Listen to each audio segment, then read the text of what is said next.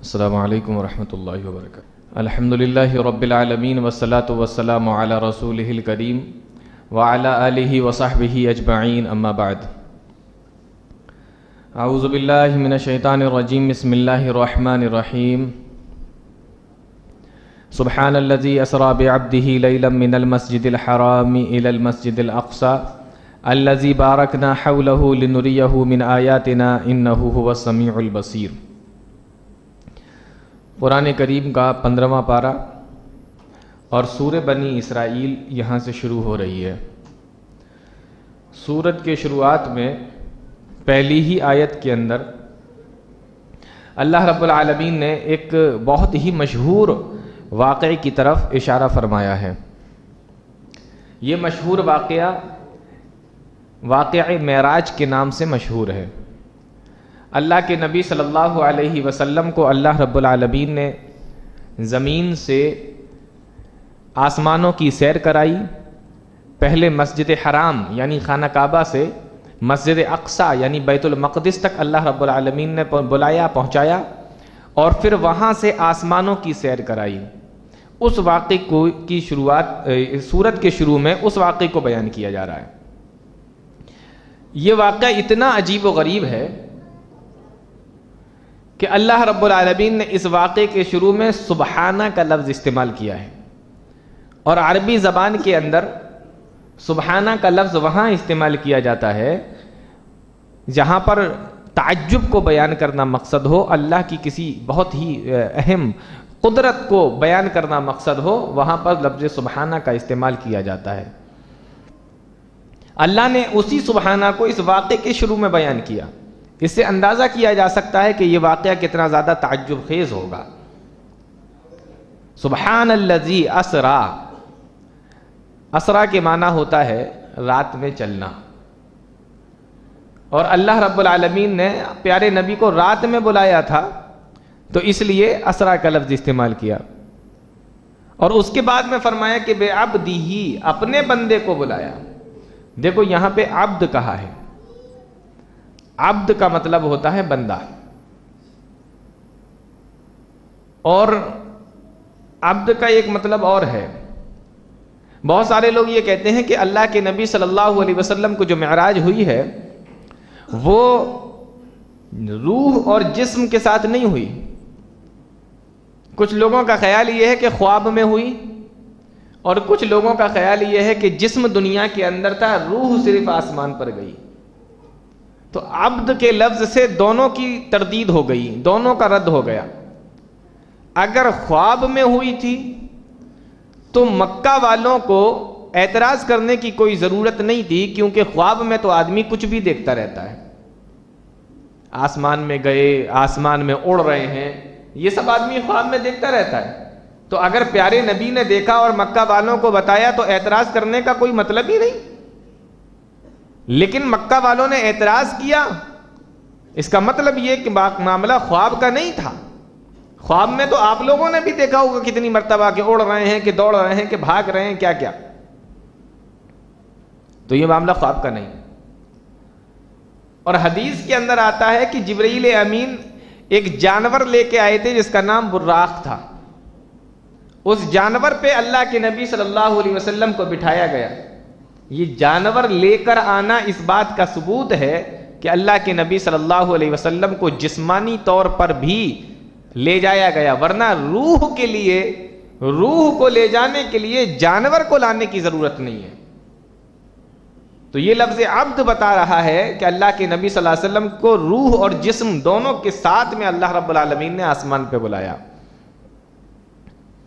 اللہ نے فرمایا لیلاً، مسجد حرام سے مسجد اقصی جانا، خانہ کعبہ سے بیت المقدس جانا، اور پھر وہاں سے آسمانوں پر جانا، یہ اتنا لمبا سفر کتنی دیر میں پورا کیا؟ لیلاً، رات کے کچھ حصے میں، پوری رات میں بھی نہیں، رات کے کچھ حصے میں پورا کیا۔ اور مسجد حرام سے مسجد اقصی تک کا جو سفر ہے نا، وہ 40 دن کا ہے اس دور کے حساب سے۔ اگر کسی کو مسجد حرام سے مسجد اقصی جانا ہو، مکہ سے اگر فلسطین جانا ہو، تو 40 دن میں پہنچتے تھے۔ مکہ والوں کو یہی تو حیرت تھی کہ جہاں پہ 40 دن میں پہنچتے ہیں وہاں آپ چند منٹ میں کیسے ہو کر آ گئے، رات کے ذرا سے حصے میں کیسے ہو کر آ گئے، اور جہاں کوئی نہیں پہنچ پاتا آسمانوں پر وہاں آپ کیسے چلے آئے، یہی تو ان کو اعتراض تھا۔ لیکن اللہ رب العالمین کی طرف سے یہ واقعہ بڑا زبردست ہے۔ اللہ رب العالمین نے اپنے نبی صلی اللہ علیہ وسلم کو یہ معراج کرائی، یہ نبی کریم صلی اللہ علیہ وسلم کی فضیلت ہے، یہ آپ کا مقام ہے۔ اور اتنا بڑا واقعہ جو کسی نبی کے ساتھ نہیں ہوا، اس واقعے کو جب اللہ نے قرآن کے اندر بیان فرمایا تو اللہ رب العالمین نے اپنے نبی کے لیے عبد کا لفظ استعمال کیا، بندے کا لفظ استعمال کیا۔ مطلب یہ ہے کہ اللہ کے نبی صلی اللہ علیہ وسلم کے لیے عبد کا لفظ استعمال کرنا یہ فضیلت والی بات ہے، اس میں کوئی بے ادبی اور گستاخی نہیں ہے۔ تو یہ اتنا بڑا واقعہ ہوا کب تھا؟ یہ ہجرت سے 1 سال پہلے۔ اس تعلق سے حافظ ابن حجر عسقلانی رحمۃ اللہ علیہ نے اپنی کتاب کے اندر کئی اقوال نقل کیے ہیں، کئی قول نقل کیے ہیں۔ کسی نے کہا ہے کہ جس سال آپ کو نبی بنایا گیا اسی سال اللہ نے بلا لیا، کسی نے کہا کہ جس سال نبی بنایا گیا اس کے 5 سال بعد، کسی نے کہا اس کے 10 سال بعد، کسی نے کہا 12 سال بعد، کسی نے کہا 13 سال بعد، کسی نے کہا کہ ہجرت سے 6 مہینہ پہلے۔ اس طریقے سے الگ الگ قول بیان کیے گئے ہیں۔ یہاں ایک بات دھیان رکھنے کی ہے کہ اللہ کے نبی صلی اللہ علیہ وسلم کو معراج کب ہوئی، سال کون سا تھا اس میں اختلاف ہے۔ سال کون سا تھا اس میں اختلاف ہے۔ جب سال میں اختلاف ہے کہ کون سا سال تھا جس میں اللہ کے نبی صلی اللہ علیہ وسلم کو معراج ہوئی، سال بھی نہیں معلوم صحیح سے، اور ہم لوگوں نے کیا کیا، سال تو چھوڑیے مہینہ بھی ڈیسائیڈ کر لیا اور تاریخ بھی اس کی ڈیسائیڈ کر لی کہ رجب کی 27 تاریخ تھی۔ آج لوگ کیا کہتے ہیں 27 رجب کو اللہ کے نبی کو معراج ہوئی۔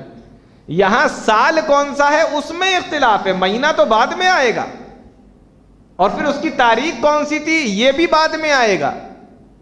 پہلے سال ڈیسائیڈ کر لو کہ سال کون سا تھا۔ تو اس سال کو ڈیسائیڈ کرنے میں حافظ ابن حجر عسقلانی رحمۃ اللہ علیہ نے 10 قول نقل کیے ہیں۔ کسی نے یہ کہا ہے، کسی نے یہ کہا ہے، کسی نے یہ کہا ہے، مطلب سال تک ڈیسائیڈ نہیں ہے، آپ نے اس پہ مہینہ اور اس پر تاریخ بھی مقرر کر لی کہ 27 تاریخ تھی اور رجب کا مہینہ تھا۔ بات کو سمجھ میں آ رہی؟ تو اس تعلق سے سال بھی متعین نہیں ہے، مہینہ اور تاریخ تو بہت دور کی بات ہے۔ تو یہ کہنا کہ 27 تاریخ تھی رجب کا مہینہ تھا یہ بات صحیح نہیں ہے۔ اللہ کے نبی صلی اللہ علیہ وسلم کو اللہ رب العالمین نے پہلے مسجد حرام سے مسجد اقصی بلایا، مکہ سے فلسطین، اور اس کے بعد وہاں سے مسجد اقصی سے پھر آسمانوں پر بلایا۔ ایک سوال ہے یہاں پر، اگر اللہ رب العالمین چاہتا تو ڈائریکٹ مکہ سے آسمانوں پہ بھی تو بلایا جا سکتا تھا، لیکن پہلے بیت المقدس بلایا گیا، پہلے فلسطین بلایا گیا، بیت المقدس۔ اللہ کے نبی صلی اللہ علیہ وسلم پہلے وہاں پہنچے، کیوں؟ اس لیے کہ کل صبح اٹھ کر جب یہ واقعہ مکہ والوں کے سامنے بیان کریں گے تو مکہ والوں نے آسمان تو دیکھا نہیں، وہاں کے حالات تو جانتے نہیں، لیکن سفر تجارت کی وجہ سے، اپنے بزنس کی وجہ سے وہ کئی مرتبہ ملک شام اور فلسطین جا چکے ہیں۔ اب صبح اٹھ کے جب آپ بیان کرو گے کہ میں ملک شام گیا تھا تو تم سے سوال پوچھا جائے گا کہ ملک شام میں آپ نے کیا دیکھا؟ وہ پوچھیں گے نا، بھئی آپ دیکھ کے آئے ہیں اور ہم پہلے سے دیکھے ہوئے ہیں، تو ہم پوچھیں گے نا کہ آپ نے کیا کیا دیکھا؟ تو اگر آپ گئے ہوں گے تو بتا دیں گے، اگر آپ نے دیکھا ہوگا اور آپ واقعی گئے ہوں گے تو بتا دیں گے۔ اس لیے اللہ رب العالمین نے پہلے مسجد حرام سے مسجد اقصی بلایا، مکہ سے ملک شام فلسطین کے اندر بلایا، اس لیے کیونکہ مکہ والوں نے ملک شام دیکھ رکھا تھا۔ آپ صبح ہو کے جب یہ کہیں گے کہ میں معراج پہ گیا، پہلے مسجد اقصی گیا، وہاں سے وہاں آسمانوں پر گیا، تو مکہ والے آپ سے سوال کریں گے، آپ سوالوں کا جواب دیں گے تو انہیں یقین ہو جائے گا کہ بات تو بالکل صحیح کہہ رہے ہیں۔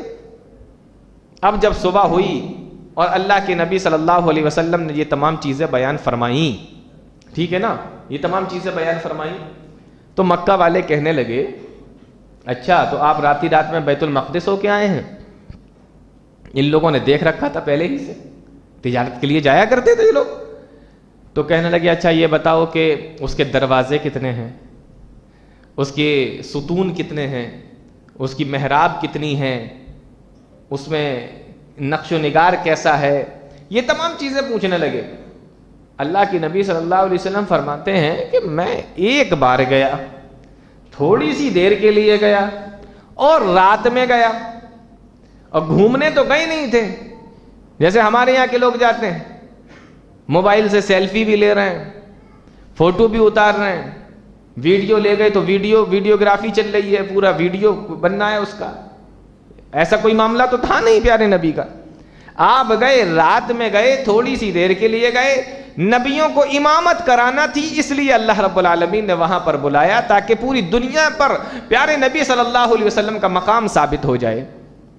اتنی سی دیر کے لیے گئے تھے. میں آپ سے ایک سوال کرتا ہوں، آپ اتنے دنوں سے اس مسجد میں آتے ہیں نماز پڑھنے کے لیے، میں ابھی آپ سے پوچھوں کہ اس مسجد میں پنکھے کتنے لگے ہیں؟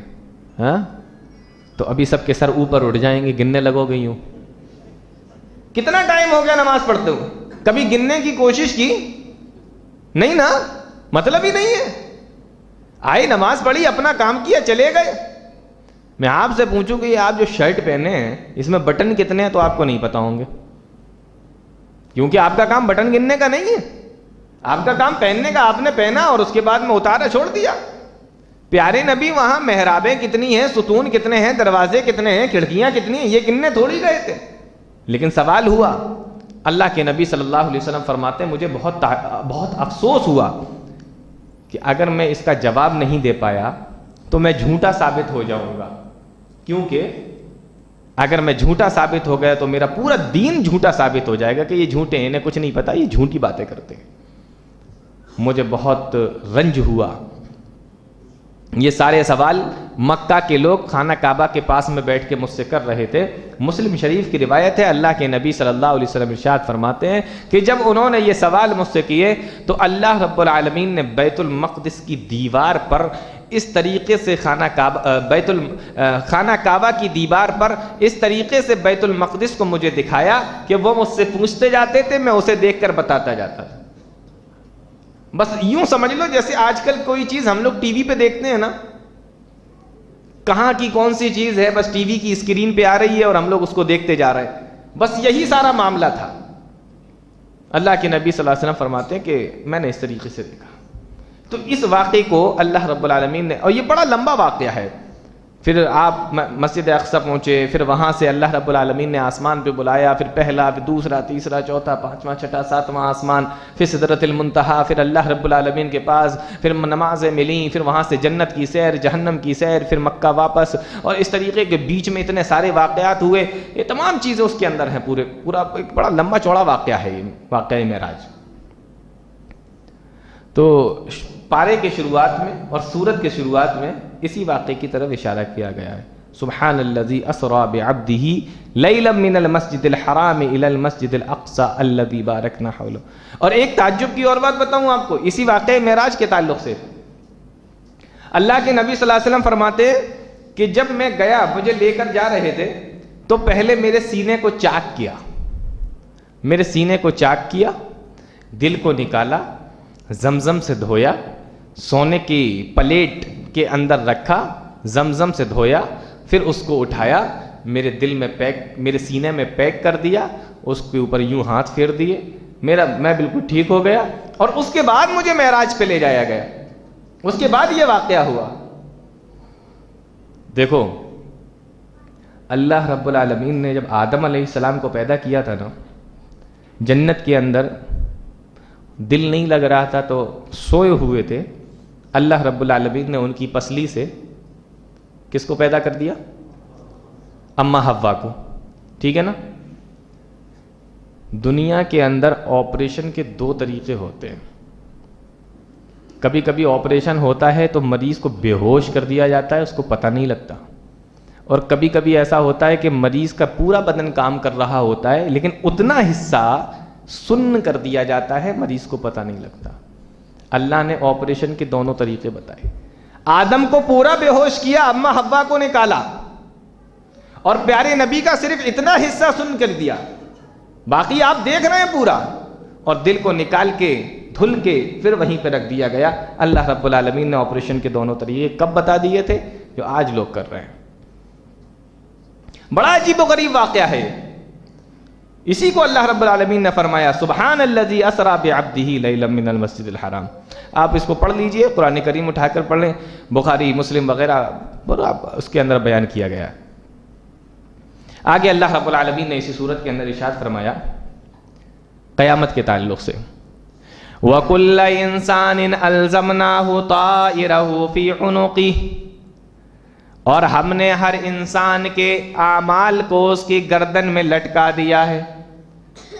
وَنُخْرِجُ لَهُ يَوْمَ الْقِيَامَةِ كِتَابًا يَلْقَاهُ مَنْشُورًا، اور جب کل قیامت کا دن ہوگا تو اللہ رب العالمین اس کو ایک کھلی ہوئی کتاب کی شکل میں لے آئے گا، انسان کے نامہ اعمال اس کے سامنے رکھ دیے جائیں گے، اور اس انسان سے کہا جائے گا اقرا کتابک، اپنی کتاب کو پڑھ لے، اپنے نامہ اعمال کو پڑھ لے، کفا بنفسک الیوم علیک حسیبا، آج تو جب اپنے نامہ اعمال کو پڑھے گا تو تیرا دل خود ہی گواہی دے دے گا، تیرا دل خود ہی فیصلہ کر دے گا کہ تو آج کس کے ساتھ کھڑا ہوگا، جنتی ہے یا جہنمی ہے۔ کفا بنفسک الیوم علیک حسیبا، تیرا دل خود گواہی دے دے گا۔ تو اللہ رب العالمین نے اس سورت کے اندر یہ بیان فرمایا، اور آگے چل کر اس سورت کے اندر اللہ رب العالمین نے ماں باپ کے تعلق سے بیان فرمایا، اس کو غور سے سنو۔ اللہ رب العالمین ارشاد فرماتا ہے وَقَضَىٰ رَبُّكَ أَلَّا تَعْبُدُوا إِلَّا إِيَّاهُ وَبِالْوَالِدَيْنِ إِحْسَانًا، تمہارے رب نے یہ فیصلہ کر دیا ہے کہ اللہ کے علاوہ کسی کی عبادت نہ کرو، وَبِالْوَالِدَيْنِ إِحْسَانًا، اور اللہ رب العالمین نے یہ بھی بتا دیا ہے کہ والدین کے ساتھ میں نیک سلوک کرو، بہترین سلوک کرو۔ إِمَّا يَبْلُغَنَّ عِندَكَ الْكِبَرَ أَحَدُهُمَا او کلاہما، اگر تمہارے ماں باپ میں سے ایک یا دونوں تمہاری زندگی میں بڑھاپے کو پہنچ جائیں، اما یبلغن عندک الکبر احدہما او کلاہما فلا تقل لہما، تو اپنے ماں باپ سے اف تک نہ کہو، ولا تنہرہما، ان کو ڈانٹو بھی نہیں، وقل لہما قولا کریما، اور جب بھی ان سے بات کرو تو نرم لہجے میں بات کرو، اچھے انداز میں بات کرو، پیار بھرے لہجے میں بات کرو۔ تو یہ فرمایا کہ جب بڑھاپے کو پہنچ جائیں، معلوم یہ ہوا کہ بڑھاپے میں جب ماں باپ پہنچتے ہیں تو ماں باپ کا دھیان رکھنا زیادہ ضروری ہو جاتا ہے، کیونکہ جوانی میں وہ رکھ سکتے ہیں خود اپنا دھیان، اور جب وہ جوان ہوتے ہیں تو عام طور پہ ایسا ہوتا ہے کہ اولاد بچہ ہوتی ہے، چھوٹی ہوتی ہے، لیکن جب وہ بڑھاپے کو پہنچتے ہیں تو یہ جو ہے نا، جو بچہ تھا اب یہ جوان ہو جاتا ہے۔ تو اب جب تم جوان ہو گئے ہو، اب انہیں ضرورت ہے تو تم ان کو سنبھالو، جب تمہیں ضرورت تھی تو انہوں نے تمہیں سنبھالا۔ اور پہلے ذکر یہ کیا کہ اگر ان میں سے کوئی ایک یا دونوں، پہلے ایک کا ذکر ہے بعد میں دونوں کا ذکر ہے، یعنی ایک زندہ ہو یا دونوں زندہ ہو، معلوم یہ ہوا کہ اگر ایک رہ جائیں تو اور زیادہ دھیان رہنے کی ضرورت ہے، اس لیے پہلے ایک کا ذکر کیا جا رہا ہے، یعنی اگر ایک ہو تو اور زیادہ دھیان دینے کی ضرورت ہے، اگر صرف ماں ہیں تب بھی، اگر صرف باپ ہیں تب بھی، کیونکہ اگر دونوں ہوں گے اور آپ کی طرف سے کوئی پریشانی کوئی شکایت ہوگی نا تو اپنے غم کو آپس میں بانٹ لیں گے، لیکن اگر ایک ہی رہ گئے تو کہاں جائیں گے اپنے غم کو بانٹنے کے لیے؟ اس لیے اللہ نے کہا کہ پہلے ایک کا ذکر فرمایا کہ اگر ایک زندہ ہے تو اور زیادہ دھیان دینے کی ضرورت ہے، اس پہ دھیان دیا جائے۔ اما یبلغن عندک الکبر احدہما او کلاہما، اور دو باتیں فرمائیں کہ اف بھی نہ کہو۔ اف جانتے ہیں کس کو کہتے ہیں؟ آپ جا رہے ہیں کہیں باہر، ماں باپ نے چلتے ٹائم آپ سے یہ کہہ دیا کہ بیٹا سارا سامان رکھ لیا؟ جی امی رکھ لیا۔ اور کچھ پوچھا؟ وہ بھی ہاں۔ کھانا کھا لیا؟ جی کھا لیا۔ ناشتہ رکھ لیا؟ جی رکھ لیا۔ سب بات پوچھنے کے بعد چلتے ٹائم بیٹا صحیح سے گاڑی چلانا، بس آپ کا دماغ خراب ہو گیا. چلتے اب ان کو فکر ہے نا آپ کی, انہوں نے کہا کہ بیٹا ذرا صحیح سے چلانا گاڑی, بائک صحیح سے چلانا. اب آپ نے کہا کتنا پریشان رہتے ہو, کچھ کیا, بس یہ جو آپ کر رہے ہیں نا یہی اوف ہے, یہ بھی نہیں کر سکتے ماں باپ سے. اب یہ تو چھوڑو, یہاں تو بات گالی تک پہ آ گئی.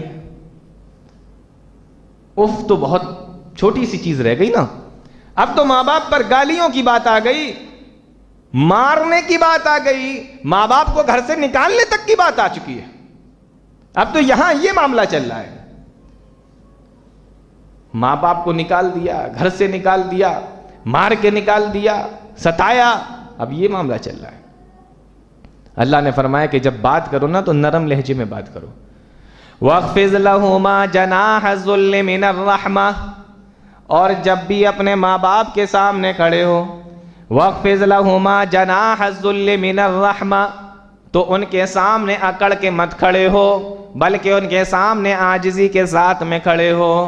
وَقُلْ رَبِّ ارْحَمْهُمَا كَمَا رَبَّيَانِي صَغِيرًا, اور اپنے ماں باپ کے لیے یہ دعا کرتے رہا کرو.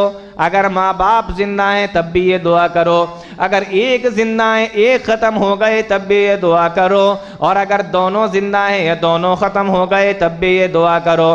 جوان ہیں تب بھی یہ دعا ان کے لیے کرو, اگر بڑھا پائے تب بھی یہ دعا ان کے لیے کرو. رب ارحمہما کما ربیانی صغیرا, اے میرے پروردگار جس طریقے سے انہوں نے بچپن میں مجھے پال پوس کے بڑا کیا, میرے اوپر رحمت و شفقت کی ہے, اے اللہ اسی طریقے سے تو بھی میرے ماں باپ کے اوپر رحمت و شفقت فرما. یہ دعا کرو, چھوٹی سی دعا ہے, اس کو یاد کر لیجئے. رب ارحمہما کما ربیانی صغیرہ, رب ارحمہما کما ربیانی صغیرہ, یہ دعا کو یاد کر لیں, یہ اپنے والدین کے لیے آپ پڑھتے رہا کریں, کرتے رہا کریں. ماں باپ کو اپنی اولاد سے بڑی محبت ہوتی ہے, اولاد کو بھی چاہیے کہ اپنے ماں باپ سے محبت. ایک صحابی آئے, اور دیکھیے درجہ کتنا بڑا ہے ماں باپ کا, ماں باپ کا درجہ دیکھیں. ایک حدیث بتاتا ہوں آپ کو. ایک صحابی آئے اللہ کے نبی صلی اللہ علیہ وسلم کے پاس, آ کر کہنے لگے اللہ کے نبی مجھ سے بہت بڑا گناہ ہو گیا, انی اصبت ذنبا عظیما, میں بہت بڑا گناہ کر کے آیا ہوں. دیکھو گناہ بتایا نہیں انہوں نے کیا کیا, لیکن یہ کہا کہ میں بہت بڑا گناہ کر کے آیا ہوں. فہل لی من توبۃ, اے اللہ کے نبی ذرا یہ بتائیے کیا میری توبہ قبول ہو جائے گی؟ آپ نے ان سے یہ نہیں فرمایا کہ جاؤ 2 رکعت نماز پڑھو, رو گڑ گڑاؤ, اللہ سے معافی مانگو, نہیں. آپ نے معلوم ہے ایک سوال کیا ان سے, کیا تیری ماں زندہ ہے؟ پوچھا کیا تیری ماں زندہ ہے؟ صحابی کہنے لگے اللہ کے نبی ماں تو زندہ نہیں ہے, ماں نہیں زندہ ہے میری, انتقال ہو چکا ہے. تو پیارے نبی نے پوچھا تیری خالہ زندہ ہے؟ صحابی رسول کہتے ہیں اللہ کے نبی ہاں خالہ زندہ ہیں. پیارے نبی نے فرمایا جا خالہ کے ساتھ میں نیک سلوک کر, اللہ تیرے گناہ کو معاف کر دے گا. خالہ کے ساتھ نیک سلوک کرنے کا یہ معاملہ ہے تو ماں کے ساتھ نیک سلوک کرنے کا کیا ثواب ہوگا, آپ اندازہ کر سکتے ہیں.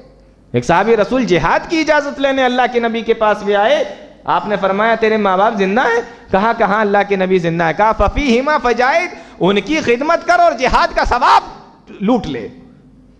یہ ہے ماں باپ, ان کی عزت کرو, ان کے ساتھ اچھا سلوک کرو. ایک بات بتاؤں آپ کو, مان لو کسی کا گھر ریلوے اسٹیشن کے قریب ہے, یا ایسی جگہ کے قریب ہے جہاں سے ریل گاڑیاں نکلتی ہیں, ٹرین نکلتی ہیں, ٹرین ایسی جگہ کے قریب ہے.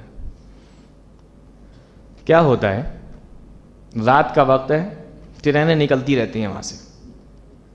ماں اپنے چھوٹے سے بچے کے ساتھ میں اپنے مکان پہ سو رہی ہے, چھوٹا سا گھر ہے اس کا, جھونپڑی ہے, جب بھی ٹرین نکلتی ہے پورا مکان ہلتا ہے, وہاں سو رہی ہے اپنے چھوٹے سے بچے کے ساتھ میں ماں. جن لوگوں کا مکان ہوگا یا جو لوگ جانتے ہوں گے ان کو تجربہ ہوگا اس بات کا, پوری رات ہو جاتی ہے, ٹرینیں نکلتی رہتی ہیں, ماں سوتی رہتی ہے, آنکھ نہیں کھلتی. جن لوگوں کے مکان ہوتے ہیں ان کو عادت ہو جاتی ہے, ان کی آنکھ نہیں کھلتی. پوری رات ٹرینیں وہاں سے نکلتی رہتی ہیں, پورا مکان ہلتا رہتا ہے, لیکن ماں سوتی رہتی ہے. لیکن جس ماں کو پوری رات ٹرینوں کی آواز جو کئی کلومیٹر تک جاتی ہے، پوری رات اس ٹرینوں کی آواز جس ماں کو نہیں جگا سکی، اسی ماں کے برابر میں اگر چھوٹا سا بچہ ایک بار رات میں آواز نکال دے، ماں کی آنکھ کھل جاتی ہے، نہیں کھلتی؟ جس کو پوری رات کی ٹرینیں نہیں جگا سکی، بچے کے ایک رونے نے اس کو جگا دیا۔ یہ ماں ہے، یہ ماں کی ممتا ہے، یہ ماں کی محبت ہے۔ اللہ نے ایسے نہیں فرمایا کہ ان سے اف بھی نہ کہو، انہوں نے کیسے تمہیں پالا ہے، تمہیں کچھ اندازہ بھی؟ آج کچھ بن جاتے ہو، کچھ سمر جاتے ہو، کچھ اللہ رب العالمین نے کسی لائق بنا دیا، تم نے ہمارے لیے کیا کیا، تم نے کیا کیا، تم سے کیا ہو سکا، یہ تانے تم اپنے ماں باپ کو دے رہا ہو، گالیاں دے رہا ہو، ان کو گھر سے نکال رہے ہو۔ اللہ نے فرمایا اف بھی نہ کہو، زبان کو بند کر لو ان کے سامنے، ان کی کوئی چیز خراب لگ رہی ہے تب بھی خاموش رہو، اور جواب نہیں دینا ہے، رب ارحمہما کما ربیانی صغیرہ، یہ دعا پڑھنا ہے۔ بات سمجھ میں آئی؟ تو اس صورت کے اندر اللہ رب العالمین نے ماں باپ کے تعلق سے بیان فرمایا، قرآن کریم کے اندر بہت ساری جگہوں پر ہے، یہاں پر بھی بیان فرمایا۔ اس کے بعد دیکھیے ایک اور چیز بیان فرمائی، اللہ رب العالمین فرماتا ہے وَآتِ ذَا الْقُرْبَى حَقَّهُ وَالْمِسْكِينَ وَابْنَ السَّبِيلِ وَلَا تُبَذِّرْ تَبْذِيرًا، رشتہ داروں کا بھی حق ادا کرو۔ ماں باپ کے بعد اب ادھر رشتہ داروں کا حق بتایا جا رہا ہے، وَآتِ ذَا الْقُرْبَى حَقَّهُ، اور رشتہ داروں کا بھی حق ادا کرو، وَالْمِسْكِينَ وَابْنَ السَّبِيلِ، اور مسکینوں کا بھی حق ادا کرو، اور مسافروں کا بھی حق ادا کرو، وَلَا تُبَذِّرْ تَبْذِيرًا، اور فضول خرچی نہ کرو، ان المبذرین کانوا اخوان الشیاطین۔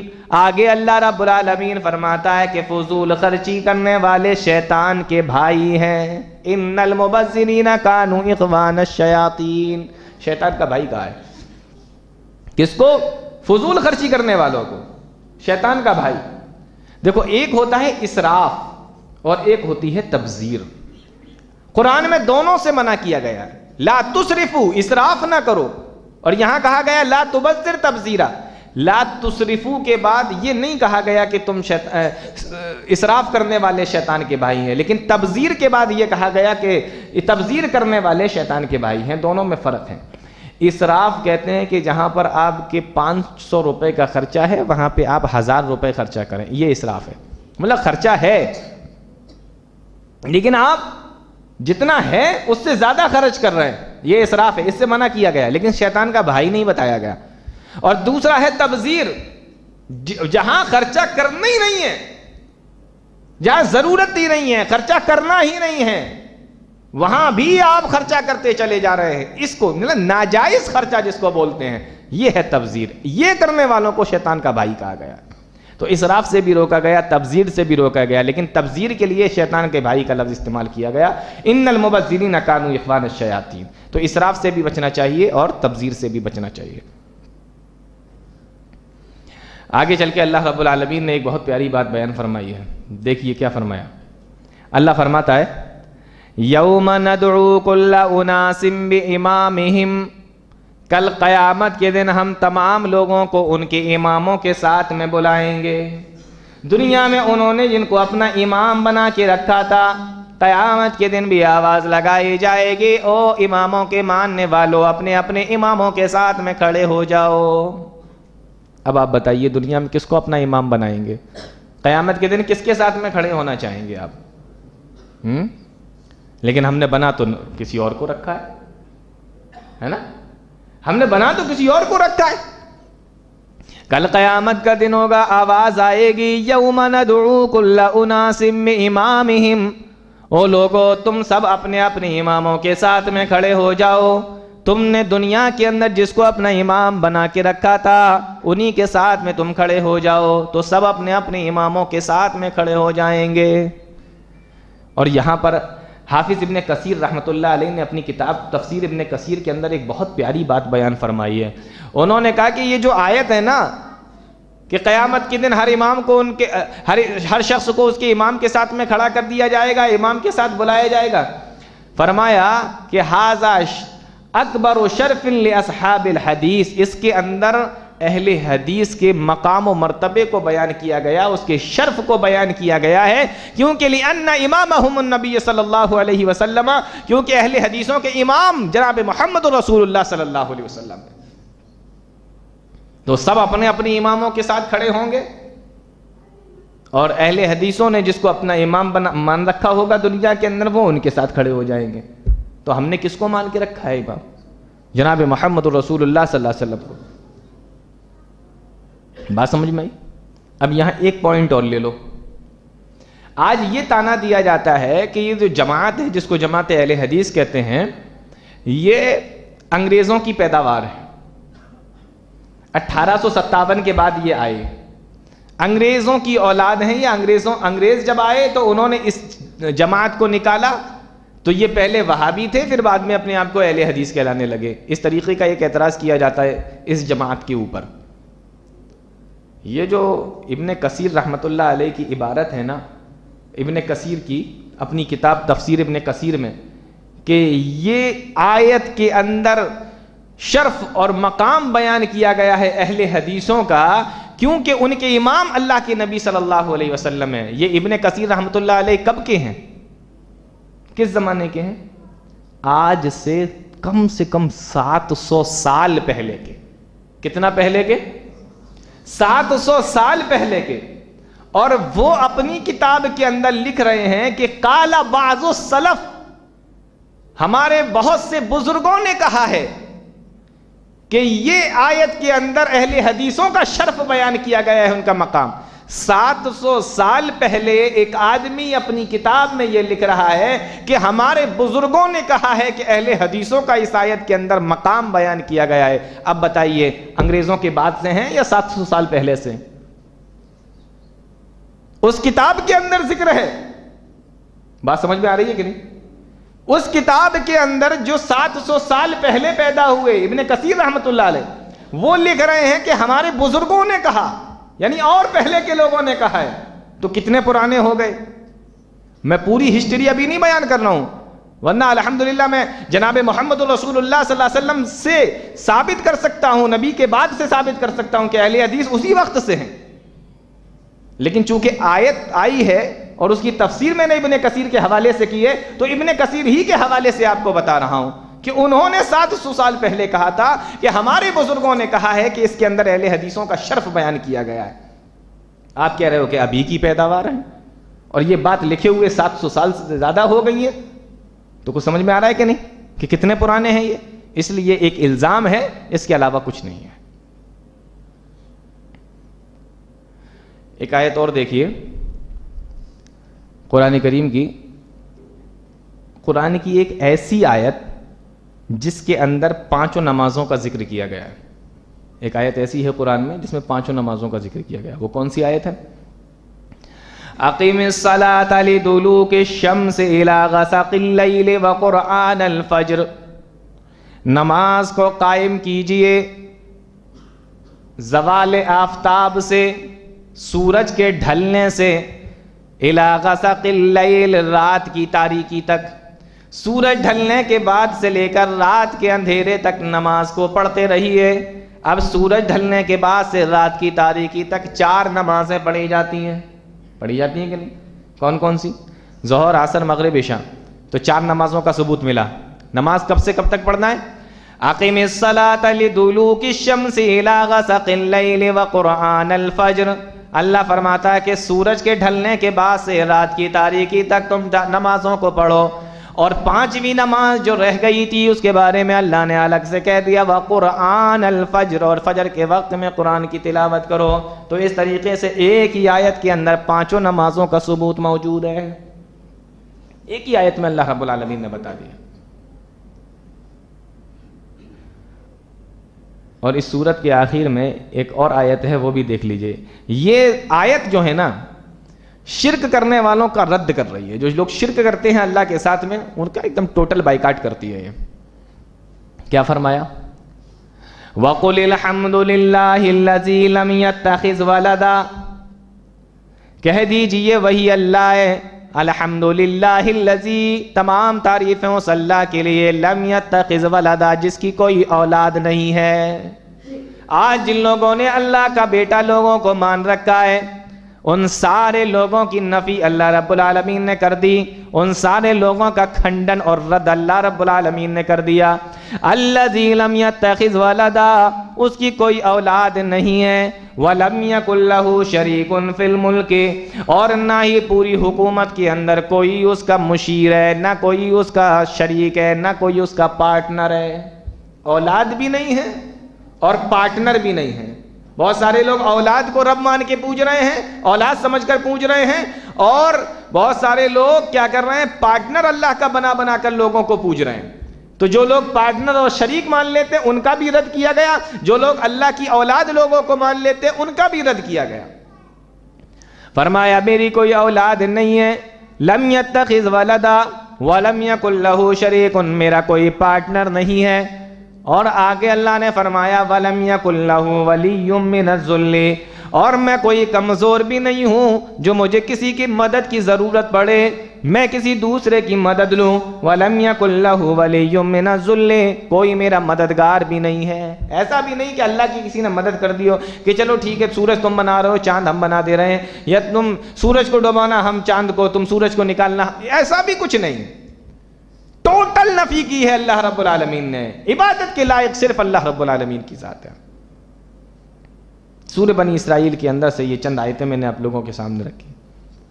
اس کے بعد میں سورہ کہف شروع ہوتی ہے، یہ 15ویں پارے کے بیچ سے شروع ہوتی ہے اور 16ویں پارے کے شروع میں جا کے ختم ہو جاتی ہے سورہ کہف۔ اس کے تعلق سے اللہ رب العالمین نے ارشاد فرمایا سورہ کہف کے تعلق سے کہ پیارے نبی ارشاد فرماتے ہیں کہ جس آدمی نے سورہ کہف کی 10 آیتوں کو یاد کر لیا، عصم من فتنۃ الدجال، اللہ رب العالمین اس کو دجال کے فتنے سے بچا لے گا، دجال کے فتنے سے محفوظ کر لے گا۔ 10 آیتیں اس کی شروع کی یا 10 آیتیں اس کے آخر کی آپ یاد کر لیجئے، اس کو پڑھتے رہیے۔ دجالی فتنے جتنے بھی ہیں، جس طریقے کے بھی ہیں، ان سارے فتنوں سے اللہ رب العالمین حفاظت فرماتا ہے اس آدمی کی جو اس کی 10 آیتوں کو یاد کر لیتا ہے۔ یہ سورت کیوں نازل ہوئی؟ یہ سورت اس لیے نازل ہوئی کہ مشرکین مکہ نے 3 سوال کیے تھے اللہ کے نبی صلی اللہ علیہ وسلم سے۔ پہلا سوال تو روح کے تعلق سے تھا، تو اللہ نے بنی اسرائیل میں اس کا ذکر فرما دیا کہ روح ایک اللہ کا حکم ہے، تمہیں اس کے بارے میں بہت تھوڑی سی جانکاری اور بہت تھوڑا سا علم دیا گیا ہے، یہ کہہ کے بات کو ختم کر دیا گیا کہ تم زیادہ جانتے نہیں روح کے بارے میں۔ اور حقیقت بھی ہے، آج آدمی ہر چیز پر بحث کرتا ہے لیکن روح کے تعلق سے زیادہ بحث نہیں کر سکتا، جانکاری نہیں ہے کیا معاملہ ہے، کیسے چلتی، کیا سسٹم کیسے بنایا، کیسے ختم، کا کوئی مسئلہ ہی نہیں، کیا ہے کیا نہیں سمجھ میں آتا۔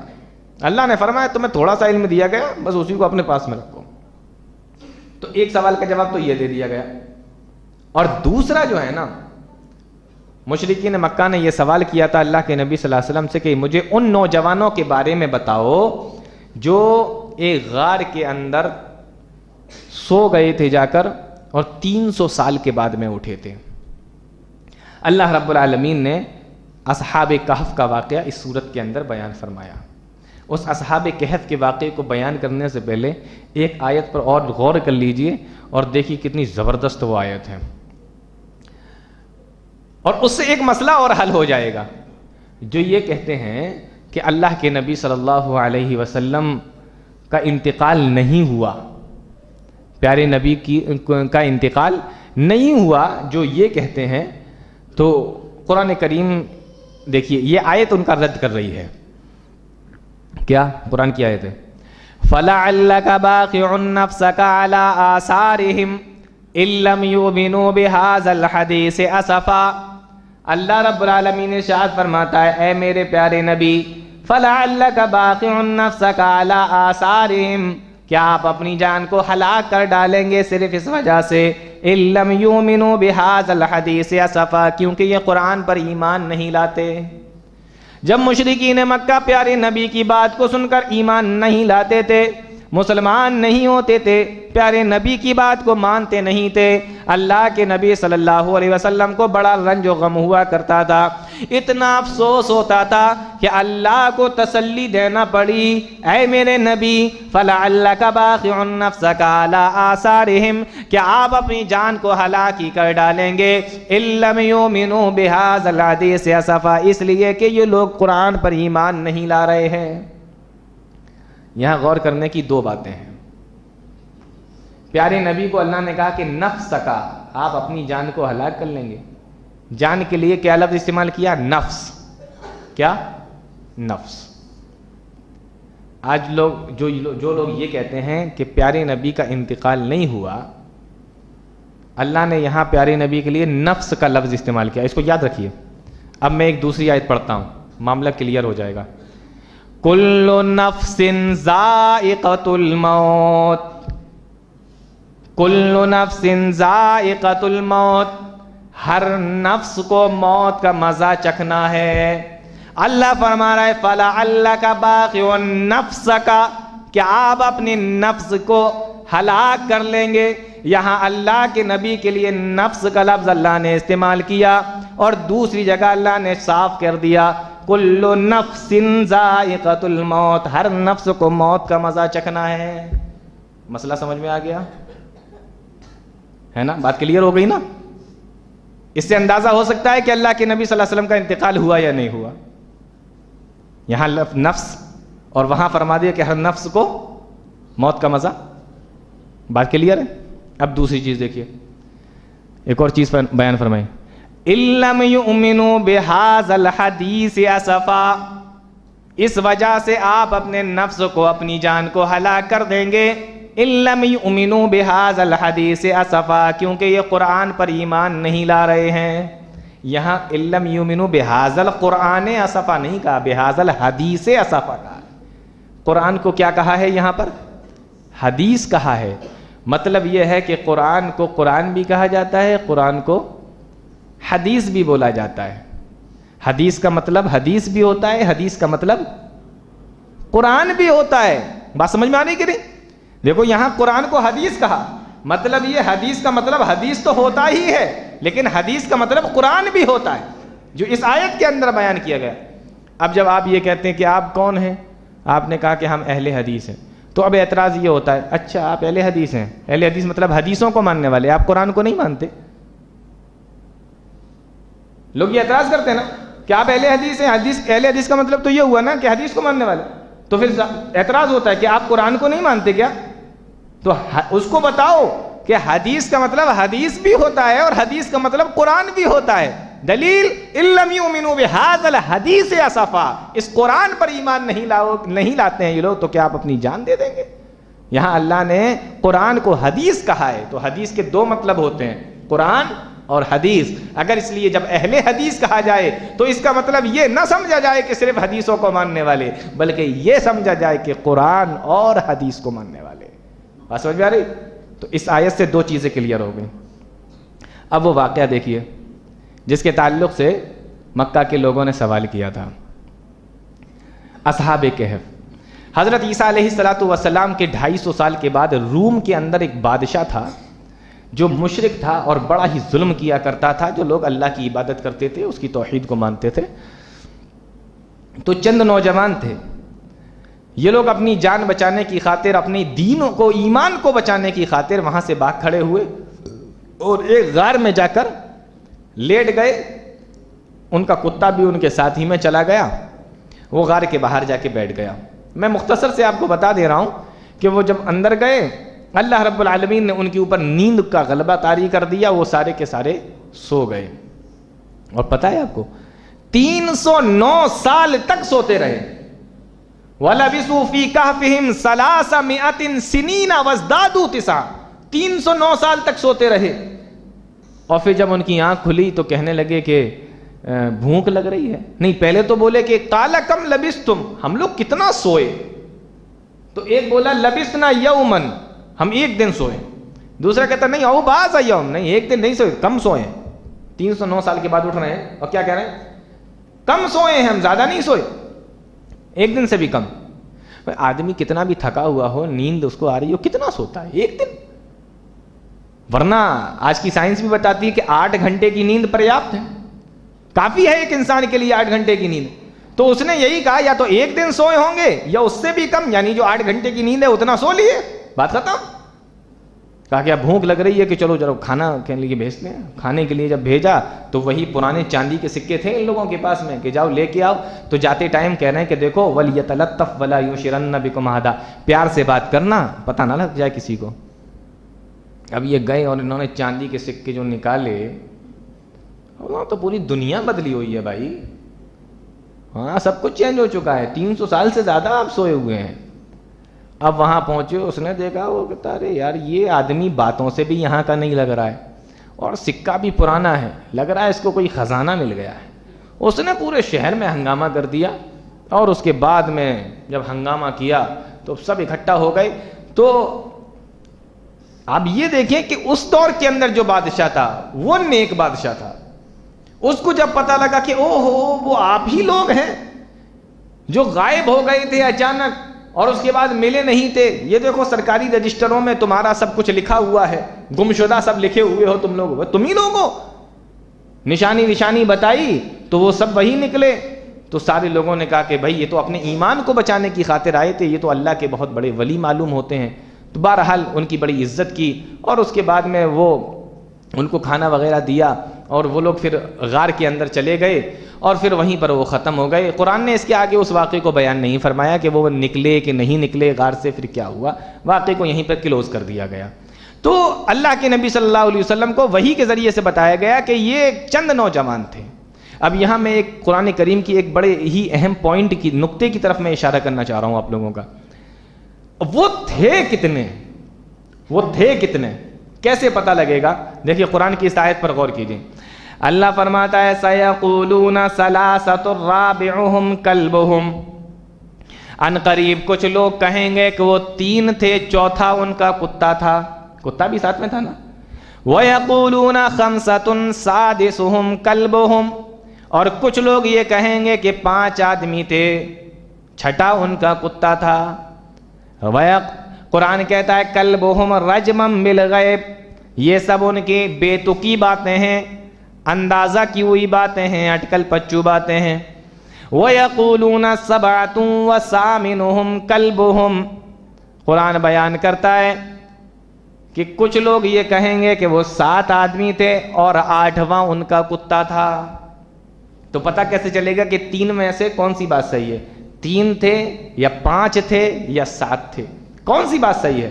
قرآن کی اس آیت پر اگر ذرا غور کر لیا جائے تو یہ قرآن کی آیت بتا دیتی ہے. دیکھو جب یہ کہا کہ 3 تھے, چوتھا ان کا کتا تھا, 5 تھے, چھٹا ان کا کتا تھا, تو اس کے آگے بیان فرمایا کہ رجمم بالغیب, یہ ان کی بے تکی باتیں ہیں. اور جب یہ بتایا کہ سبعۃ وثامنہم کلبہم, کچھ کہیں گے کہ 7 تھے, 8واں ان کا کتا تھا, تو یہ نہیں فرمایا کہ یہ ان کی بے تکی باتیں ہیں. 2 چیز بیان کرنے کے بعد کہا یہ بے تکی باتیں ہیں, اٹکل بچو باتیں ہیں, ان کے اندازے کی باتیں. تیسری بات بیان کرنے کے بعد یہ لفظ ہٹا دیا, اس سے پتہ چل رہا ہے کہ وہ 7 لوگ تھے, 8واں ان کا کتا تھا. یہ قرآن کی گہرائی ہے. اور ایک بات اور بتاؤں, انسان اور کتے میں فرق ہوتا ہے کہ نہیں ہوتا؟ انسان الگ مخلوق ہے, کتا الگ مخلوق ہے, ٹھیک ہے نا. جب پہلے بیان کیا کہا کہ یقولون ثلاثۃ کلبہم, کچھ لوگ یہ کہیں گے کہ 3 تھے اور رابعہم کلبہم, چوتھا ان کا کتا تھا. کچھ لوگ یہ کہیں گے کہ 5 تھے, چھٹا ان کا کتا تھا. کچھ لوگ یہ کہیں گے 7 تھے اور 8واں ان کا کتا تھا. اس پہ غور کرو ذرا. 3 کے بعد کتے کا ذکر ہے, اور نہیں ہے, واو نہیں ہے, بیچ میں واو نہیں, واو کے معنی اور ہوتا ہے عربی زبان میں. 5 کا ذکر ہے, چھٹے کتے کا ذکر ہے, بیچ میں واو نہیں ہے, اور نہیں ہے کہ 5 تھے, چھٹا ان کا کتا تھا, 3 تھے, چوتھا ان کا کتا تھا, اور لفظ نہیں آیا. جب 7واں بیان فرمایا وَيَقُولُونَ سَبْعَةٌ وَثَامِنُهُمْ كَلْبُهُمْ, 7 تھے اور 8واں ان کا کتا تھا, یہ لفظ, یہ واو بتا رہا ہے کہ 7 تھے, 8واں ان کا کتا تھا. کیونکہ پہلے انسان اور کتے کو ایک ساتھ بیان کر دیا, بیچ میں کوئی لفظ نہیں آیا جو دونوں کو الگ کرے، واو نہیں آیا۔ اس کے بعد دوسرے والے میں بھی کتے اور انسان کو ایک ساتھ بیان کیا گیا ہے، لفظ واو وہاں بھی نہیں آیا تو دونوں کو الگ کر دے۔ لیکن جب تیسرا قول بیان کیا گیا تو وہاں انسان کے بعد لفظ واو لایا گیا اور لایا گیا، پھر کتے کا ذکر ہے، اس لیے یہاں پر انسان اور کتے کو الگ الگ بیان کر کے بتایا گیا کہ یہ اتنے تھے۔ بھئی انسان اور جانور میں کوئی تو فرق ہونا چاہیے نا، تو یہ لفظ واو تیسرے والے کے بیچ میں آیا ہے، جس سے یہ پتہ چلتا ہے کہ یہ کتنے تھے۔ تو اس طریقے سے اللہ رب العالمین نے اصحاب کہف کا واقعہ بیان فرمایا۔ اب اسی میں انہوں نے ایک واقعہ اور بیان کی پوچھا تھا، وہ ذوالقرنین بادشاہ کے تعلق سے تھا، وہ انشاءاللہ میں کل آپ کو بتاؤں گا۔ لیکن اس میں ابھی ایک ضمناً بات اور آ گئی ہے، وہ بات بتا کے بات ختم کروں گا۔ اسی سورہ کہف کے اندر موسیٰ علیہ السلام اور خضر علیہ السلام کا واقعہ اور بیان کیا گیا، بڑا دلچسپ واقعہ ہے۔ میں چند چیزوں اس تعلق سے آپ کو بتاتا ہوں۔ موسیٰ علیہ السلام خطبہ دے رہے ہیں، بخاری کی روایت ہے، دھڑا دھڑ تقریر چل رہی ہے، زبردست تقریر۔ کسی نے پوچھا کہ آپ سے بڑا بھی کوئی عالم ہے دنیا کے اندر؟ تو بس اپنے ہی موج میں تھے، کہنے لگے کہ ارے تو دیکھتا نہیں میں اللہ سے باتیں کرتا ہوں۔ کہنے کا مقصد کیا تھا کہ مجھ سے بڑا اور کون ہو سکتا ہے، میں اللہ سے باتیں کرتا ہوں۔ اللہ رب العالمین کو یہ بات پسند نہیں آئی۔ جب یہ پوچھا جائے کہ آپ سے بڑا عالم کون ہے تو اللہ سب سے بڑا عالم ہے، نسبت اللہ کی طرف کرنا چاہیے تھی۔ اللہ نے کہا اچھا بڑی اکڑ ہے اپنے علم پر، ایک کام کرو ذرا جاؤ اور مجمع البحرین تک جاؤ، دو دریا جہاں ملتے ہیں وہاں پہنچو اور وہاں پر میرا ایک بندہ ملے گا، اس کے پاس میں جا کے بھی علم حاصل کرو۔ انہوں نے اپنے شاگرد کو لیا جن کا نام یوشع بن نون تھا۔ تفسیروں کے اندر لکھا ہوا ہے کہ موسیٰ علیہ السلام کے انتقال کے بعد پھر اللہ نے ان کو بھی نبی بنا دیا تھا، یوشع بن نون کو۔ اس وقت یہ شاگرد تھے، ساتھ میں لے کے گئے، مچھلی وچھلی پکا کے رکھ لی۔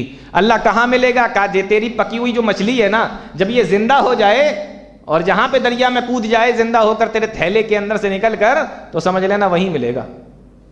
یہ لے کے گئے۔ اب ان کا جو یوشع بن نون شاگرد تھا وہ چل رہا ہے ساتھ میں، چل پہنچے وہاں پر تو کہا تھوڑا آرام کر لیتے ہیں۔ دریا کے کنارے لیٹ گئے۔ موسیٰ علیہ السلام سو گئے، یہ بیچارہ جاگتے رہا، بعد میں یہ بھی نبی بنے۔ یہ جاگتے رہے، انہوں نے دیکھا کہ مچھلی زندہ ہوئی اور پھر زنبیل میں سے نکلی اور فٹاک سے دریا کے اندر کود گئی اور نکلتی چلی گئی۔ اتنا حیرت انگیز واقعہ دیکھا، کہیں یہ اٹھیں گے جب موسیٰ علیہ السلام تو ان کو بیان کریں گے۔ موسیٰ علیہ السلام جلالی قسم کے آدمی اٹھے، ارے بہت دیر ہو گئی، چلو۔ اب وہ بھی بیچارہ ڈر گیا، کہنے کا چلو اب بتانا ہی بھول گیا۔ وہ آگے گئے، آگے جانے کے بعد اب ان کو جو ہے نا بھوک لگی، تو انہوں نے کہا کہ ارے وہ کھانا لاؤ ذرا، لقد لقینا من سفرنا ھذا نصبا، اس سفر نے تو تھکا دیا یار، کھانا لاؤ۔ اب جب کھانے کی باری آئی تب اسے یاد آیا، ارأیت اذ اوینا الی الصخرۃ فانی نسیت الحوت، میں تو بتانا ہی بھول گیا، وما انسانیہ الا الشیطان، شیطان نے بھلا دیا، میں بتانا یہ چاہ رہا تھا، واتخذ سبیلہ فی البحر عجبا، وہ مچھلی تو سمندر میں کود گئی۔ کہا رے اسی کی تو تلاش تھی، ما کننا ذالک نبغ، اسی کو تو ڈھونڈ رہے ہیں۔ اب فرتدا، واپس ہوئے، وہاں جب پہنچے فوجد عبدا من عبادنا آتیناہ رحمتا من عندنا وعلمناہ من لدنا علما، دیکھا کہ ایک بزرگ بیٹھے ہوئے ہیں، جا کے سلام کیا اور کہا کہ میں بنی اسرائیل کا موسیٰ ہوں، میں تمہارے پاس میں آیا ہوں، علم حاصل کرنا چاہتا ہوں۔ ان بزرگ نے جب یہ سنا تو کہنے لگے انک لن تستطیع معی صبرا، میرے ساتھ میں رہو گے صبر نہیں کر پاؤ گے۔ بات سمجھ میں آ رہی؟ دلچسپ ہے نا؟ کہا میرے ساتھ میں رہو گے صبر نہیں کر پاؤ گے۔ کہا نہیں انشاءاللہ صبر کریں گے، ٹھیک ہے۔ تو اب دیکھو ایک چیز اور بتا دوں، جو شاگرد ساتھ میں تھا نا، قرآن نے یہاں تک تو بیان کیا کہ شاگرد ساتھ میں تھا، اس کے بعد جو واقعہ بیان کیا ہے اس میں پھر شاگرد کا ذکر نہیں ہے۔ مفسرین لکھتے ہیں ایسا معلوم ہوتا ہے کہ موسیٰ نے شاگرد سے کہہ دیا کہ اب تم چلے جاؤ، ہم اپنے مقام پر پہنچ گئے، کیونکہ پھر وہاں سے شاگرد کا ذکر قرآن نہیں کرتا، پھر خضر کا اور موسیٰ کا، انہی دونوں کا ذکر چلتا رہتا ہے، تو پتہ یہ چلتا ہے کہ وہ واپس چلا گیا ہوگا۔ تو اب یہ لوگ گئے، سب سے پہلے کیا ہوا، ایک کشتی ملی دریا میں، اس میں بیٹھے سوار ہوئے، اور سوار ہونے کے بعد اس میں بیٹھ گئے، بیٹھنے کے بعد آگے چلے، جب پہنچنے پہلے تو انہوں نے کشتی والوں نے دیکھا کہ یہ 2 مولوی صاحب آ رہے ہیں، موسیٰ علیہ السلام اور خضر علیہ السلام، دونوں کو بھی ڈھال لیا کہ چلو بھائی آپ دونوں مولانا صاحب ہیں، بیٹھ جاؤ، اور پیسے بھی نہیں لیے، مولوی ویسے ہی بیچارے غریب ہوتے ہیں، کیا پیسے لوں ان سے، ہے نا، پیسے بھی نہیں لیے، مولوی تو ویسے ہی بیچارے غریب ہوتے ہیں، پیسے بھی نہیں لیے، ایسے ہی بٹھا لیا اور لے کر چلے۔ جب پہنچنے کو ہوئے تو جو خضر علیہ السلام ساتھ میں تھے، انہوں نے کیا کیا، وہ اس کا ایک تختہ اکھاڑ لیا، کشتی کا ایک تختہ اکھاڑ لیا۔ جیسے ہی انہوں نے تختہ اکھاڑا، موسیٰ علیہ السلام اٹھ کے کھڑے ہو گئے، کہتے اخرقتھا لتغرق اہلھا، تو ڈبونا چاہتا ہے سب کو ڈبونا چاہتا ہے۔ ایک تو بیچاروں نے پیسہ نہیں لیا، فری میں سفر کرایا، وہاں سے یہاں پار کرا دیا، اور تو سب کو ڈبونا چاہتا ہے۔ دیکھو ایک بات یہاں بتاؤں، قرآن کے الفاظ ہیں لتغرق اہلھا، کیا تو کشتی والوں کو ڈبونا چاہتا ہے؟ موسیٰ علیہ السلام نے یہ نہیں کہا کیا تو ہمیں ڈبونا چاہتا ہے، یہ کہا کہ تو کشتی والوں کو ڈبونا چاہتا ہے۔ معلوم یہ ہوا کہ نبی کو اپنی جان سے زیادہ امت کی جان کی فکر ہوتی ہے نا؟ کیا کہا کہ کشتی والوں کو ڈبونا چاہتا ہے۔ تو انہوں نے کہا کہ عالم اقل انک لن تستطیع معی صبرا، میں نے تجھ سے کہا تھا تو صبر نہیں کر پائے گا، تو کہا نہیں اب صبر کریں گے۔ تو کیا ہوتا ہے پھر آگے چلتے ہیں، آگے چل کر گئے تو دیکھا کچھ بچے کھیل رہے ہیں، اس میں سے ایک بڑا خوبصورت سا بچہ تھا، اس کا پکڑا اور یوں گردن مروڑ دی، وہ وہیں کے وہیں ختم ہو گیا۔ موسیٰ علیہ السلام نے جب دیکھا کہ ارے لقد جئت شیئا نکرا، یہ کیا کر دیا تم نے؟ تو انہوں نے کہا کہ عالم اقل انک لن تستطیع معی صبرا، میں نے تجھ سے کہا تھا نا کہ تو برداشت نہیں کر پائے گا۔ تو کہا کہ اچھا اب نہیں، اگر اب کی بار میں ٹونک دوں تو تم مجھے واپس کر دینا، تیسری بار اگر میں ٹونک دوں۔ آگے گئے، بھوکے پیاسے بیچارے دونوں مولانا، اب آگے پہنچے ایک بستی میں، تو بستی والوں سے کھانا مانگا، انہوں نے کھانا دینے سے انکار کر دیا، بیچارے آگے گئے تو دیکھا ایک دیوار گر رہی ہے، بس خضر علیہ السلام وہیں پہ گئے، اپنی پیٹھ ویٹ لگا کے اور اچھے طریقے سے کرا کے وہ دیوار کو پھر سے صحیح کر دیا۔ موسیٰ علیہ السلام بگڑ گئے، کہنے لگے یہ کیا کیا تم نے؟ این قذف اقامہ قال لو شئت لاتخذت علیہ اجرا، انہوں نے کھانا دینے سے انکار کر دیا، تم ان کی مزدوری کر رہے ہو، ان کی دیواریں صحیح کر رہے ہو، اور دیوار صحیح کی بھی تھی تو کچھ کھانا مانگ لیتے۔ اب انہوں نے کہا کہ الم اقل لک انک لن تستطیع معی صبرا، میں نے تجھ سے نہیں کہا تھا کہ تو صبر نہیں کر پائے گا؟ تو انہوں نے کہا کہ ہاں میں صبر نہیں کر پاؤں گا، ہمارا راستہ الگ ہے، تمہارا راستہ الگ ہے، لیکن یہ تینوں کام تم نے کیے کیوں یہ بتا دو۔ اب انہوں نے یہ تینوں کام کیوں کیے یہ بتانے سے پہلے ایک بات اور سن لو، قرآن کا یہ پوائنٹ بھی سن لو۔ جب خضر علیہ السلام نے پہلی مرتبہ یہ کہا کہ تو صبر نہیں کر پائے گا، تو صرف قرآن کے اندر اتنا ہے کہ انک لن تستطیع معی صبرا، بے شک تو صبر نہیں کر پائے گا۔ جب دوبارہ انہوں نے ٹوکا تو ہے علم اقل انک لن تستطیع، یہاں پہ علم اقل بڑھ گیا، میں نے کہا تھا نا کہ تو صبر نہیں کر پائے گا۔ پھر جب تیسری مرتبہ انہوں نے ٹوکا تو اب الفاظ دیکھو، علم اقل لک انک لن تستطیع معی صبرا، تیسری بار میں ایک الفاظ اور بڑھ گئے، پہلی بار میں انک لن تستطیع معی صبرا، دوسری بار میں علم اقل انک لن تستطیع معی صبرا، تیسری بار میں علم اقل لک انک لن تستطیع معی صبرا۔ جیسے جیسے صبر ان کا ٹوٹ رہا ہے، یہاں الفاظ بڑھتے چلے جا رہے ہیں، اور قرآن کریم کے اندر عربی زبان کی یہ ایک خصوصیت ہے کہ جب الفاظ بڑھتے ہیں تو معنی بھی بڑھتے چلے جاتے ہیں۔ پہلے یہ تھا کہ صبر نہیں کر پاؤ گے، پھر کہا میں نے کہا تھا صبر نہیں کر پاؤ گے، پھر تیسری مرتبہ میں ہے کہ بے شک میں نے تجھ سے کہا تھا کہ تو صبر نہیں کر پائے گا۔ الفاظ کے ساتھ ساتھ معنی بڑھتے اور معنی کے اندر تاکید پیدا ہوتی چلی جا رہی ہے۔ تو انہوں نے کہا کہ ہاں نہیں کر پائیں گے، تمہارا راستہ الگ ہے، میرا الگ ہے، پہلے یہ بتاؤ یہ ہے کیا۔ اب انہوں نے بتایا کہ دیکھو کشتی کا تو میں نے وَأَمَّا الْجِدَارُ، دیکھو قرآن کے الفاظ میں سنو، وَأَمَّا الْجِدَارُ فَكَانَ، قرآن بیان کرتا ہے کہ یہ جو کشتی تھی لِمَسَاكِينَ يَعْمَلُونَ فِي الْبَحْرِ، یہ چند مسکینوں کی تھی، چند مسکینوں کی یہ کشتی تھی، اور یہ اس کے اندر چلایا کرتے تھے يَعْمَلُونَ فِي الْبَحْرِ فَأَرَدْتُ أَنْ أَعِيبَهَا وَكَانَ وَرَاءَهُمْ مَلِكٌ يَأْخُذُ كُلَّ سَفِينَةٍ غَصْبًا، میں نے اس کو عیبدار اس لیے بنا دیا کہ آگے چل کے ایک بادشاہ رہتا ہے، نئی کشتیوں کو چھین لیا کرتا ہے، تو یہ بیچاروں کے پاس ایک ہی کشتی ہے کھانے پینے کے لیے، وہ بھی چھن جائے گی، اس لیے میں نے اس کو عیب دار کر دیا۔ مساکین کا لفظ استعمال کیا۔ مسکین، مسکین جانتے ہیں آپ کس کو کہتے ہیں؟ ایک ہوتا ہے فقیر اور ایک ہوتا ہے مسکین۔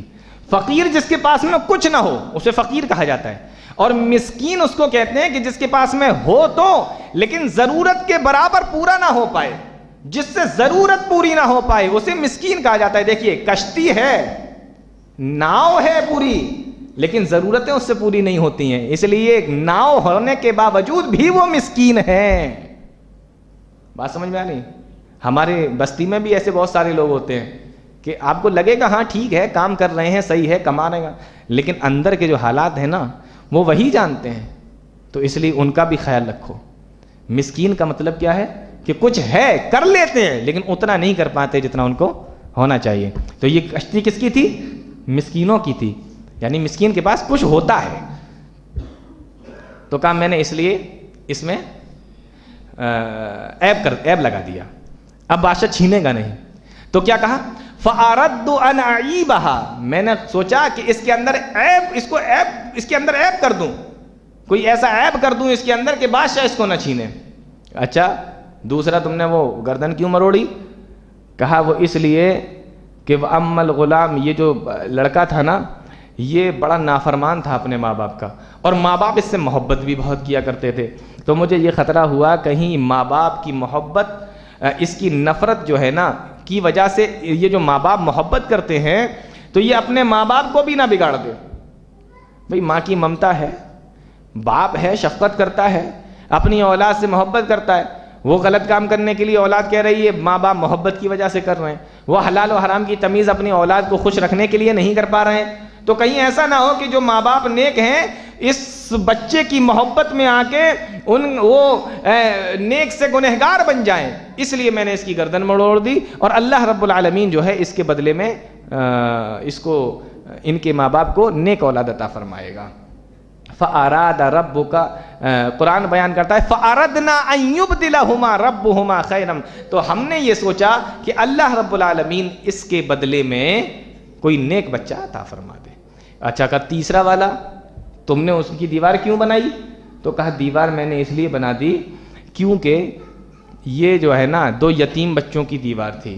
وَكَانَ أَبُوهُمَا صَالِحًا وَأَمَّا الْجِدَارُ فَكَانَ لِغُلَامَيْنِ يَتِيمَيْنِ فِي الْمَدِينَةِ، اور اس دیوار کے نیچے تحتہو کنز لہما، اس دیوار کے نیچے خزانہ گڑا ہوا ہے۔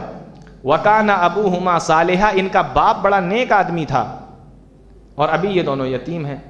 فَأَرَادَ رَبُّكَ أَن يَبْلُغَا أَشُدَّهُمَا، تو تیرے رب نے یہ سوچا، تیرے رب نے یہ ارادہ کیا کہ یہ دونوں بچے جوان ہو جائیں، تب تک یہ دیوار کھڑی رہے، ابھی گر جائے گی تو محلے والے لوٹ کے لے جائیں گے، جب یہ جوان ہو جائیں گے تو دیوار گرے گی، خزانہ نکلے گا، کسی کی ہمت ہے کوئی آ کے لے جائے، تو تیرے رب نے یہ ارادہ کیا کہ یہ دونوں جوان ہو جائیں، تو اس لیے میں نے دیوار کو صحیح کر دیا، جب تک یہ جوان ہوں گے یہ دیوار کھڑی رہے گی۔ ذالک تعویل ما لم تستطع علیہ صبرا، یہی معاملہ ہے جو میں نے تمہارے سامنے رکھا۔ آخری پوائنٹ دیکھیے، جب کشتی میں عیب لگایا، تختہ اکھاڑا، تو کیا کہا؟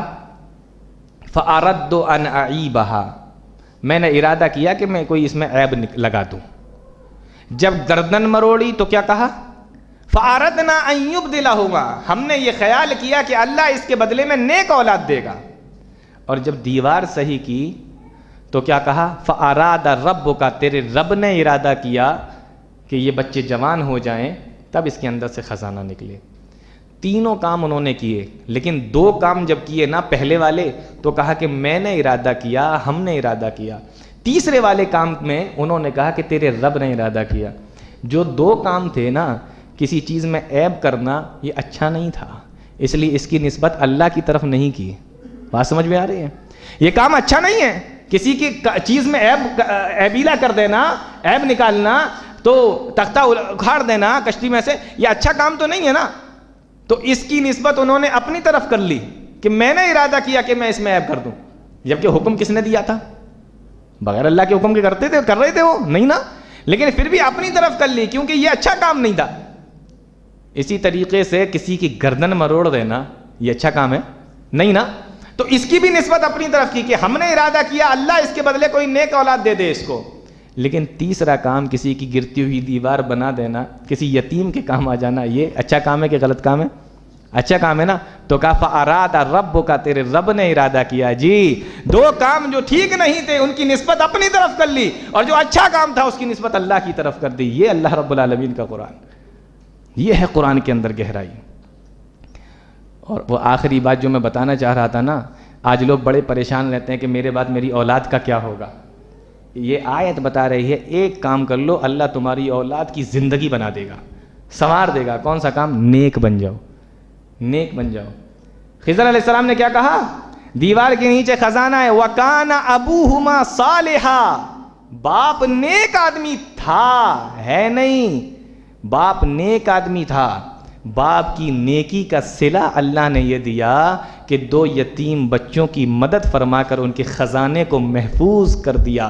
یہ اللہ رب العالمین باپ کے نیک ہونے سے اولاد کے لیے ذریعے بنا دیتا ہے اور اولاد کی زندگی سنوار دیتا ہے. سمجھ میں آ رہا ہے کہ نہیں آ رہا ہے؟ ہاں, تو نیک بن جاؤ, اللہ اولاد کی زندگیاں سنوار دے گا. یہ اللہ رب العالمین نے اس ٹکڑے کے اندر بیان فرمایا. تو یہ چند باتیں 15ویں پارے کے تعلق سے آپ کے سامنے رکھیں. کل انشاءاللہ 16ویں پارے کی تفسیر آپ کے سامنے ہوگی. اللہ تعالیٰ ہم تمام لوگوں کو نیک عمل کی توفیق دے, قرآن و حدیث کو سمجھنے کی, اس پہ چلنے کی توفیق عطا فرمائے. آمین. تقبل یا رب العالمین. وآخر دعوانا الحمدللہ رب العالمین.